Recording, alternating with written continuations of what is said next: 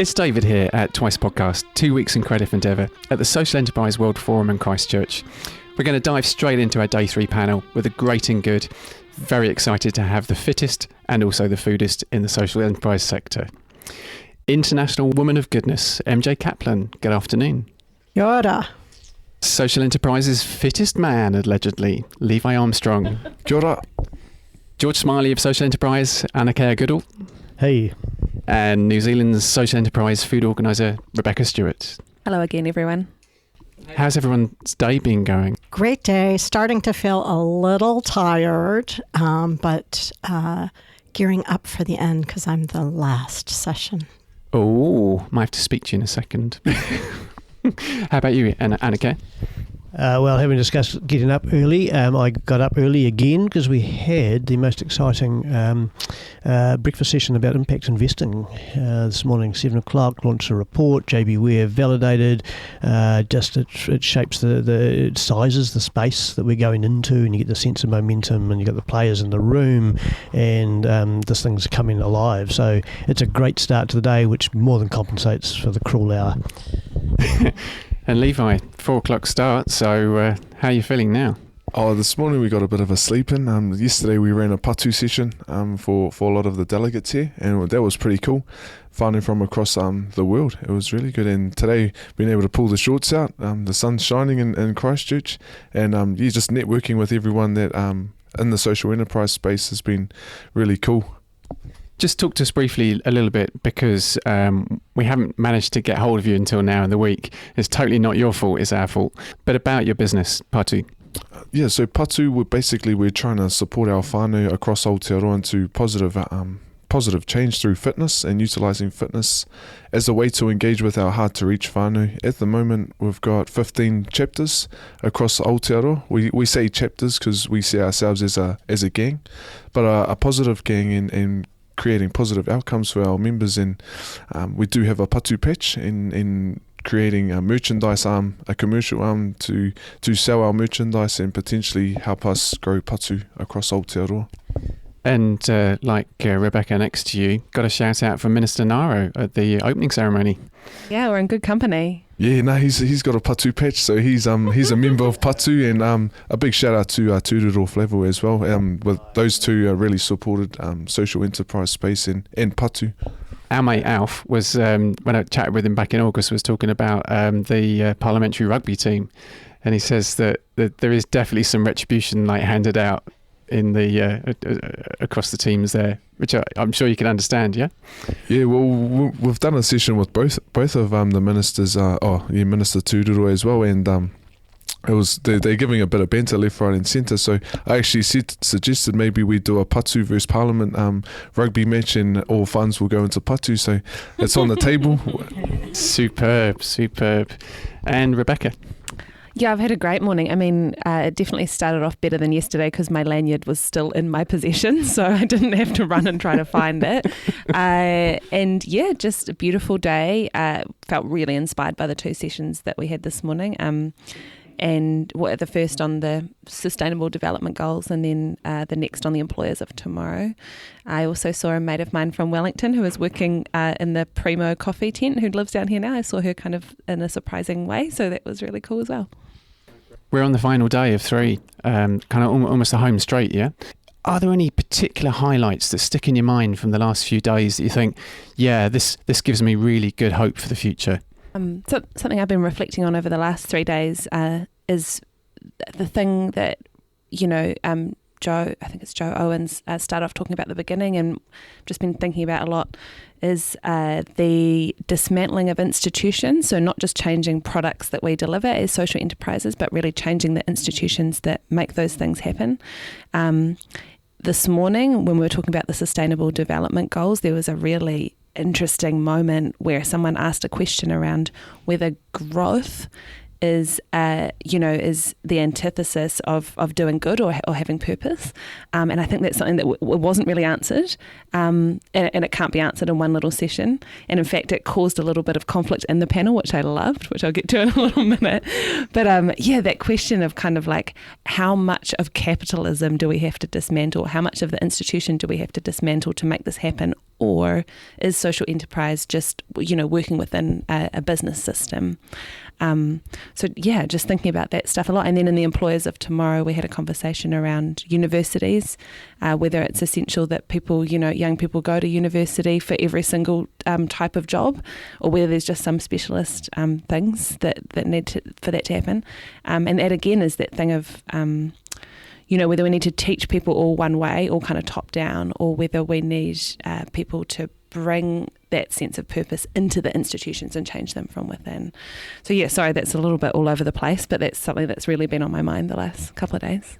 Oh, I'm just going to build right on that, Becca, because I'm totally with you. I really think there's been a ongoing, query about that.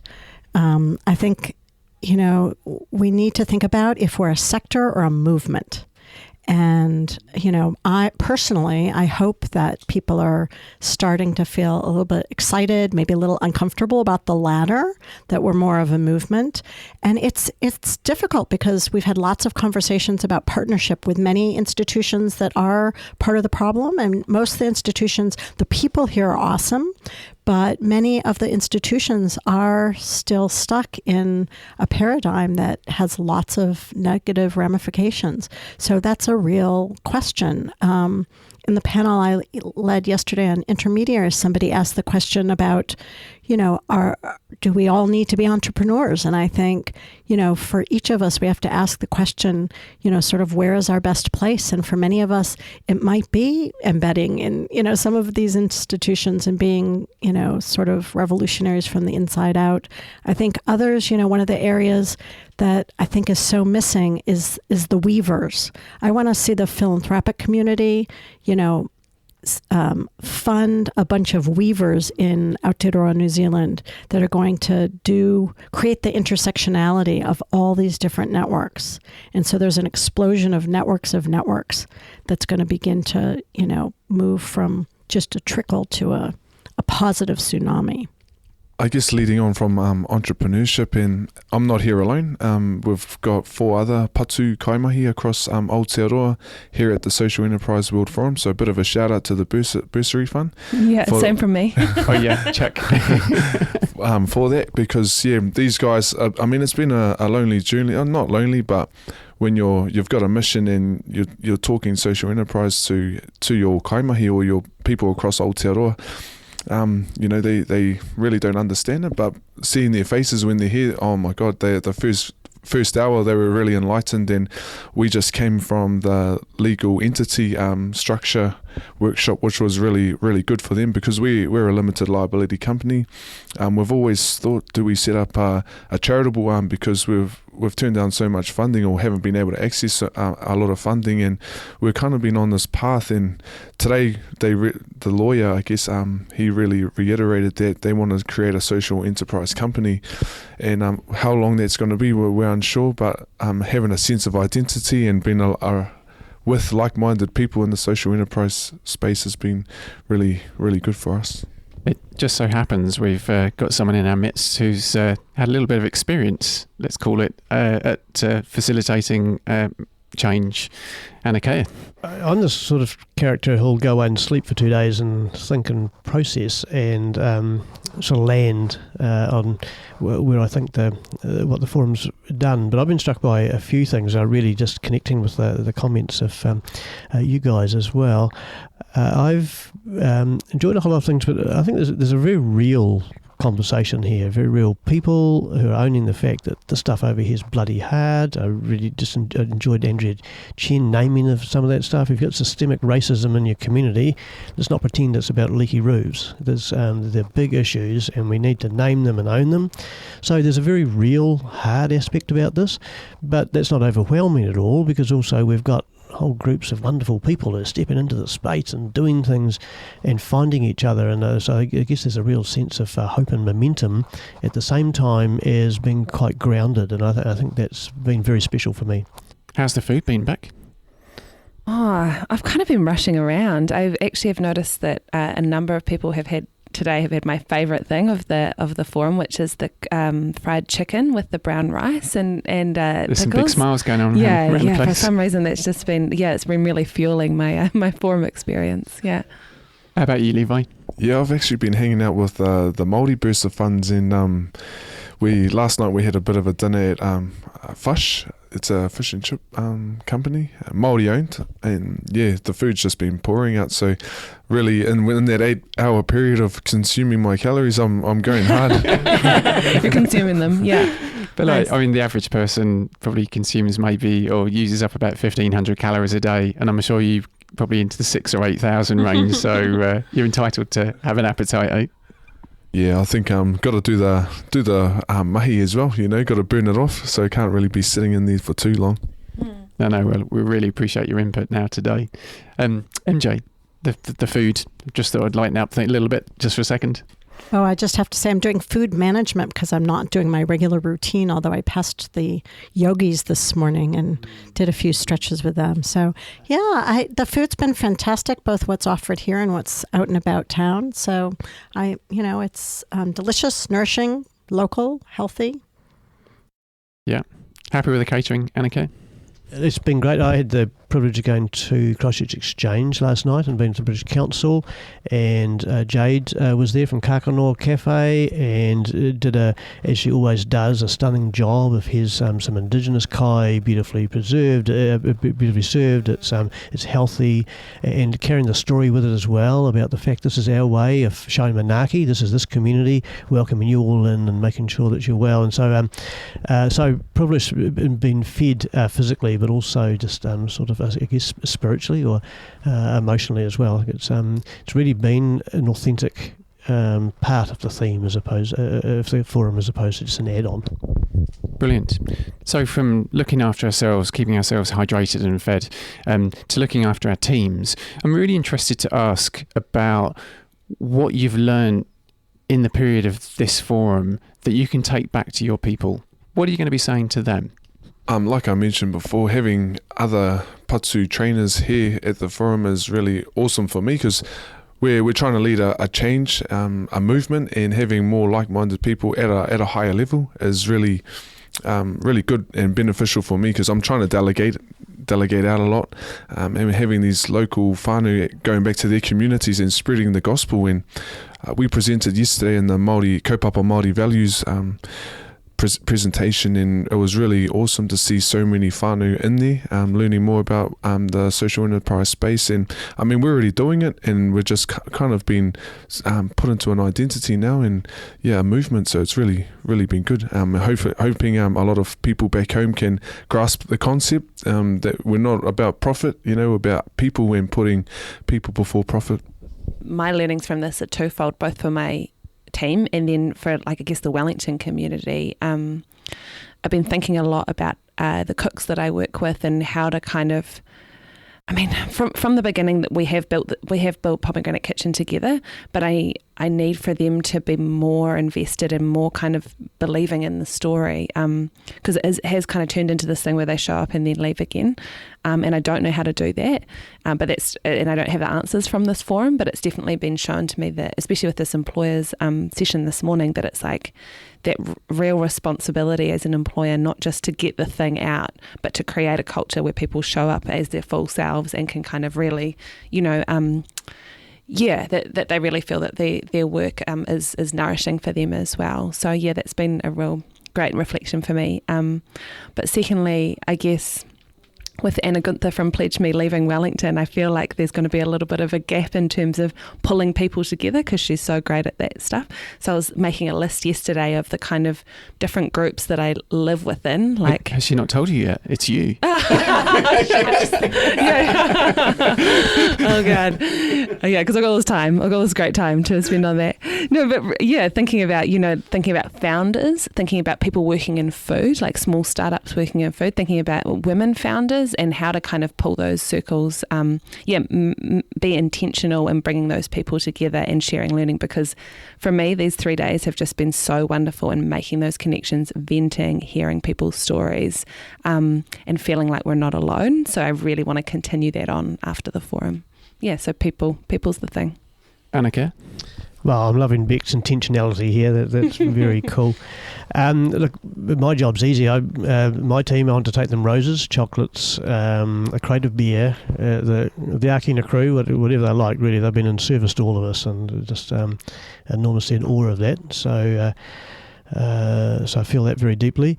And I get maybe some personal lessons as well. I'm a lone wolf by nature and a bit of a perfectionist. And you realise that these things happen by people coming together and doing the thing that they can, and making that contribution, putting alongside those beside them.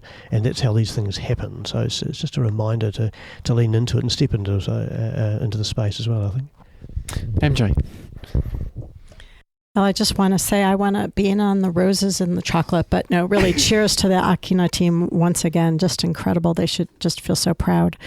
For the Lumio team, I think a couple things. I mean, there's been such a talk here about inclusion and about figuring out ways to do better work faster. And so, the value proposition, understanding that, we've created a tool that I think really does add value, but it is so hard in some ways to talk about a tool like Lumio when you're talking about poverty and hunger and housing.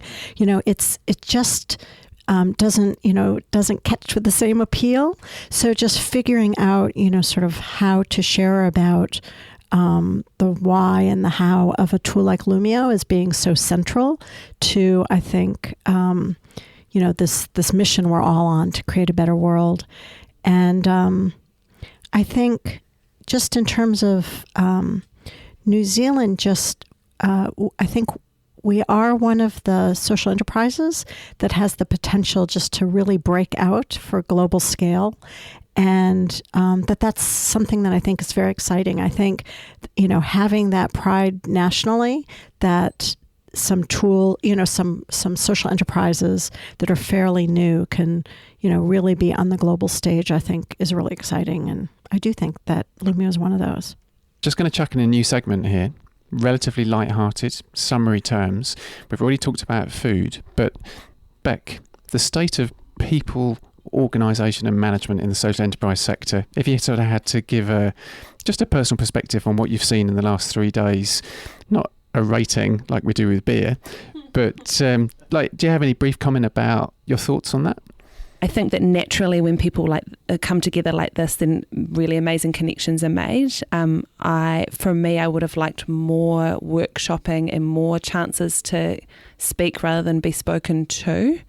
But that is just the kind of nature of what we do, that there's the kind of, or not really the nature of what we do, that's the nature, I guess, of a forum, that you have people that are really experienced, and I do want to learn from them. I loved the way that through the app, people can write their questions in, and then that was used by the moderator to kind of bring the audience in. Thinking about the panel this morning and how there was some conflict on the panel, I found that really great, because often a problem with the panel kind of format is that there's a lot of agreeableness, especially in New Zealand, because we don't like conflict. And so there'll be this kind of nice kind of group think, and everyone goes away feeling good, but not a lot is challenged. So I guess in answer to your question, how are people going and what's the state of social enterprise? I feel really excited. As someone coming in pretty new to it, I feel like there's a real movement building, and I feel like a lot of great connections were made. Levi, what's the state of social enterprise fitness? Oh, it's been amazing, actually. I was lucky enough to go to Hong Kong last year for the Social Enterprise World Forum, and to see it in Aotearoa was amazing. And just seeing our patu trainers, I mean, that's a big highlight for me, because how we were going to grow patu across Aotearoa, we had to find key community leaders who are going to take charge, and to see them come to the forum with their kete, with their basket, and filling it with education, mātauranga, and for us, mōhiotanga, so sharing of knowledge across the whole sector, which has been amazing.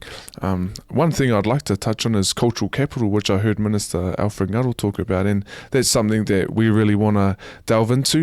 We're not just about financial capital or social capital, it's cultural capital as well, but in particular Māori Pacific Island communities, our hard to reach whānau. Most of our trainers now, they probably need to have a bit of a break. Me as the, I guess, the CEO of Patu, I need to be making sure that our kaimahi, our trainers across New Zealand are looking after themselves, because if they're right, our whānau are right. So, yeah. MJ, the state of social enterprise technology. Well, we're really good at taking selfies. I've been pretty impressed. I think people have been using lots of different media here, and I think that's great to get the word out, way beyond the shores. I mean, it's so awesome that we're all together and we're learning so much, but to amplify that across the globe, I think has been fantastic. And, even just things like the app to connect, in the past, I mean, I would go to a conference and be very shy about somebody that I really wanted to know or talk to. And here, I've just sent them a little note on the app, and every single person was delighted to connect at some point. So I think the technology has been awesome. I'm going to deviate from your query, though, to say one thing.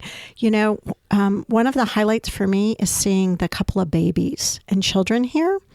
And, somebody did a shout out at one of the sessions to his own family, and being away from home. And, I talked to my husband today, and, today's my 3-year-old mother's birthday, and I'm the only one of her children that's not with her. And, so I just think being reminded that it's a whole family, that we're part of big families and other people are sacrificing for us to be here. So the tech part is great. I've been sending pictures home too. It's a way to stay connected with home as well.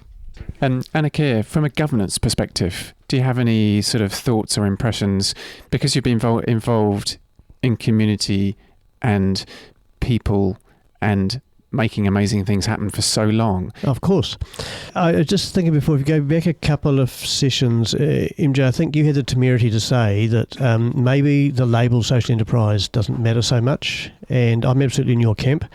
And it's a relatively new tag for me. I probably would have described this more as tribal economy, like Te Māori Tau and others from the Indigenous sector. But so I think there's something that's bigger than just flying under a social enterprise flag, and it's larger than that. And that's one thing that I've really enjoyed seeing, I think, as some of those conversations coming together, and because I think the idea of a movement's really important. Part of that's about critical mass. It's about finding each other and broadening the network and the confidence that comes from that. So I'm really charged by the fact that I think we are in the same place, and we might have used different language to describe where we've come from, but I think it is the same thing, and we're possibly stepping over the language, which has been a barrier in a way. So I think that's great. And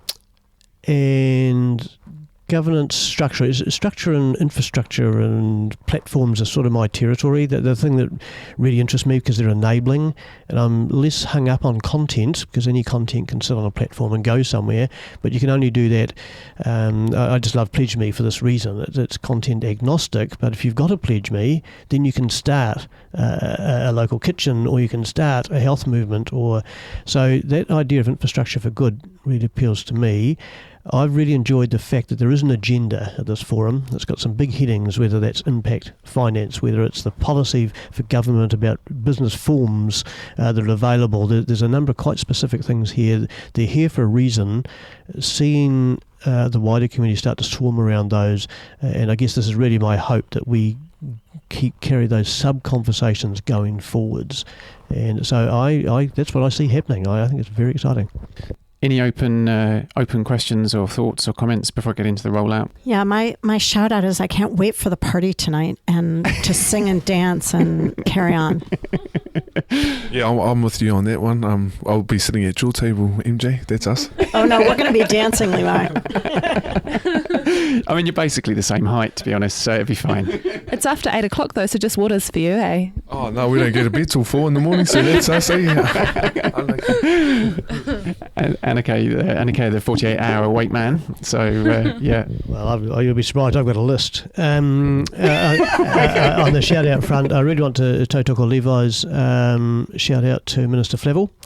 He's really been a contributor to the space in the iwi space, but along with Minister Ngaro, they've really led that charge, taking that conversation back into Department of Internal Affairs and normalising and getting that, and he's here as well, Minister Ngaro, and so Aotearoa's contribution is very real, significant. It's really opened the door for the Māori sector to come in and start to connect. I think it's a big contribution and needs to be recognised.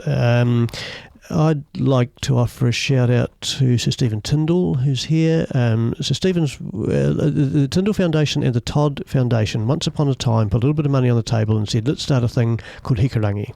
Hikarangi became Ākina Foundation today. And I think it's just really important to remember that it's some individuals' generosity and instinct to say, that's an interesting idea, we're behind you and going to give you a go, that makes this stuff possible, really. And to have him here with all the things that he does and continues to do, and supporting that ongoing, so that rolling maul of continuity and the players in it, and remembering those that got us to here, and to set up this platform at which we can all take it the next step. I think that's really important to remember those guys as well. And I'd like to give you lot a shout out. I really enjoyed this. It's not the way that I would volunteer to spend my time normally. It wouldn't occur to me to pick up a microphone. But MJ, the opportunity to sit here side by side with you and connect to meet you, Beck. And I think I put a very small coin in a tin once that you had on the Pledge Me platform, but I really like your idea. And it's just it's a real pleasure to sit here and connect and get some good tips for lunch. I really appreciate that. and Brother Levi, I mean, we got to go to Hong Kong last year, get out and see the big world, but and the flag that you're carrying, on behalf of what we're all doing as well, I really respect the work, and it's just great to be have you and the team here, and last but not least, I mean, compere extraordinaire over there with the clever pointed questions, and I don't think so. I'll take it, but I don't agree with the comment. It's definitely not clever questions. You're outnumbered, so it's the talent's revenge, mate. So bad luck.